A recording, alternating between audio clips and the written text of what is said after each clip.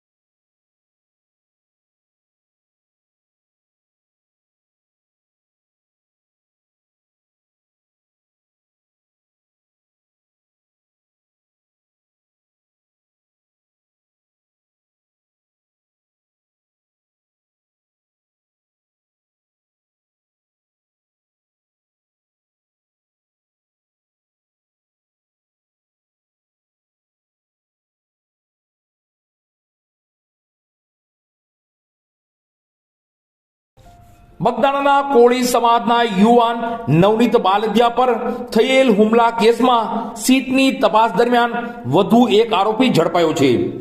તળાજા તાલુકાના કોદિયા ગામનો રહેવાસી દિનેશ ઉર્ફે દાદુ લોમાભાઈ સોલંકીને ઝડપી પાડવામાં આવ્યો છે. ગત મોડી રાત્રિના આરોપીને મેડિકલ ચેકઅપ માટે ભાવનગરની સરટી હોસ્પિટલ લાવવામાં આવ્યો હતો. મહુવા તાલુકાના બગદાણા ગામના કોળી સમાજના યુવાન નવનીત બાલદિયા પર થયેલ હુમલામાં પ્રથમ 8 આરોપીને પોલીસે ઝડપી પાડ્યા હતા. જ્યારે આ બનાવ અંગે ભાવનગર રેન્જ આઈજી દ્વારા તારીખ 5 જાન્યુઆરીના રોજ એક સીટની ટીમની રચના કરવામાં આવી હતી. જેમાં અગાઉ ઝડપાયેલા 8 આરોપીઓની કોર્ટમાંથી કબજો મેળવી સીટ દ્વારા રિમાન્ડ મેળવ્યા હતા. રિમાન્ડમાં આરોપીઓની પૂછપરછ દરમિયાન સીટની ટીમ દ્વારા પ્રથમ કાનાભાઈ ભીખાભાઈ કામળિયાને અને ત્યારબાદ સંજય ચાવડાને ઝડપી પાડ્યા હતા. ત્યારે ગત રાત્રિના આ બનાવમાં સીટની ટીમે વધુ એક શખ્સ દિનેશ ઉર્ફે દાદુ લોમાભાઈ સોલંકીને ઝડપી પાડી કાર્યવાહી હાથ ધરી છે, જેને ગત મોડી રાત્રિના મેડિકલ ચેકઅપ માટે ભાવનગર સરટી હોસ્પિટલ ખાતે લાવવામાં આવ્યો હતો. ત્યારે સીટની તપાસ દરમિયાન 3 અને અગાઉ 8 મળી કુલ 11 શખ્સોની ધરપકડ કરવામાં આવી છે.